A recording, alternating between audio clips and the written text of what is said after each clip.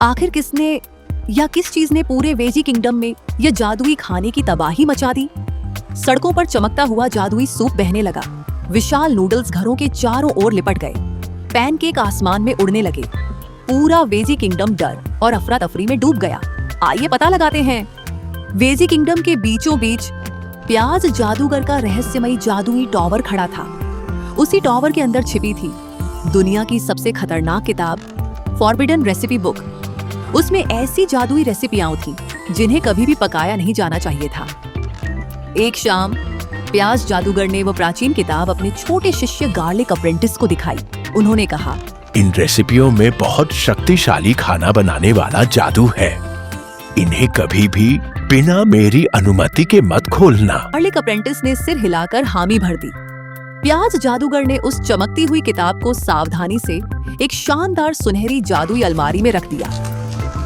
अब यह पूरी तरह सुरक्षित है। फिर उन्होंने अपने चमकते हुए प्याज वाले जादुई डंडे से हल्का सा स्पर्श किया और सुनहरे जादुई चिन्ह पूरी अलमारी के चारों ओर घूमने लगे। उस रात पूरा वेजी किंगडम चांदनी के नीचे गहरी नींद में सो रहा था। टॉवर के अंदर प्याज जादूगर और गार्लिक अप्रेंटिस भी आराम से सो रहे थे, लेकिन अलमारी के अंदर कुछ अजीब हो रहा था। जादुई मुहर धीरे धीरे कमजोर होने लगी। सुनहरे चिन्हों में छोटी छोटी दरारें पड़ने लगी। अचानक अलमारी के दरवाजे अपने आप धीरे धीरे खुल गए। फॉरबिडन रेसिपी बुक जीवित हो गई। उसके पन्ने अपने आप पलटने लगे। पूरी रसोई सुनहरे जादुई रेसिपी चिन्हों से भर गई। पुराना कांस्य का विशाल जादुई बर्तन अचानक जाग उठा। उस पर बने सुनहरे चिन्ह एक एक करके चमकने लगे। लकड़ी का बड़ा चम्मच हवा में उड़ गया और अपने आप बर्तन को चलाने लगा। फिर मसालों के जार हवा में तैरने लगे। सब्जियां, जड़ी बूटियां, मक्खन, चीज, आटा और कटोरियां सब हवा में उठ गई। सब कुछ उस चमकते हुए बर्तन के चारों ओर तेजी से घूमने लगा। कुछ ही पल में पूरी रसोई जादुई सामग्री के विशाल बवंडर में बदल गई। एक एक करके सारी सामग्री उबलते हुए बर्तन में गिरने लगी। चारों ओर सुनहरा जादू फैल गया। एक तेज सुनहरी चमक ने पूरे टॉवर को हिला दिया। प्याज जादूगर की आंखें खुल गईं। गार्लिक अप्रेंटिस भी घबराकर उठ बैठा। ये आवाज कैसी थी? उसने फुसफुसाकर पूछा। रसोई पूरी तरह जादुई अफरा तफरी में बदल चुकी थी। विशाल नूडल्स हवा में तैर रहे थे। सब्जियां चमकते हुए बर्तन के चारों ओर घूम रही थीं। एक विशाल चमकता हुआ नूडल बर्तन से बाहर निकला। फूले फूले पैनकेक हवा में उड़ने लगे। इससे पहले कि वे कुछ कर पाते, रसोई का दरवाजा जोर से खुल गया। सारा जादुई खाना बाहर वेजी किंगडम की ओर निकल पड़ा। विशाल नूडल्स इमारतों से लिपट गए। पैनकेक आसमान में उड़ने लगे। चमकता हुआ सूप सड़कों पर बाढ़ की तरह बहने लगा। किसी को समझ नहीं आ रहा था इस जादुई तबाही को कैसे रोका जाए।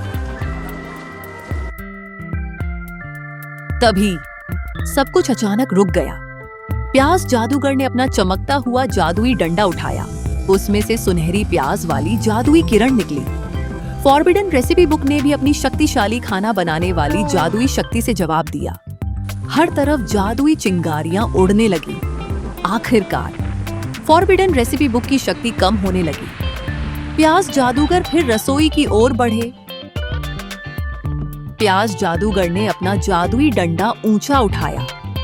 किताब की सुनहरी चमक फीकी पड़ने लगी।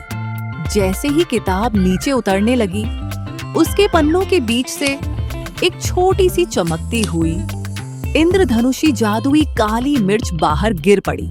प्याज जादूगर ने उसे ध्यान से उठाया। ओह, तो यही वजह थी। उसी जादुई इंद्रधनुषी काली मिर्च ने गलती से फॉरबिडन रेसिपी बुक को सक्रिय कर दिया था। सुनहरे प्याज वाले जादू की एक विशाल लहर पूरे वेजी किंगडम में फैल गई। विशाल नूडल्स फिर से सामान्य हो गए। पैनकेक वापस अपनी जगह पहुंच गए। चमकता हुआ सूप गायब हो गया।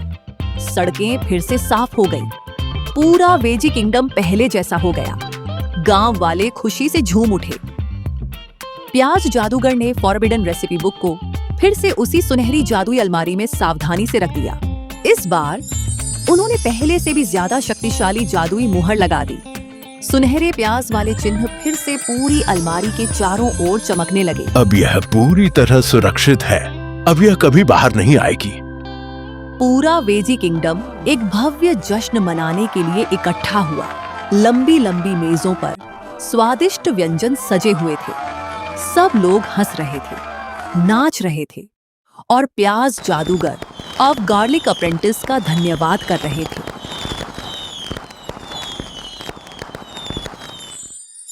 वही इंद्रधनुषी जादुई काली मिर्च।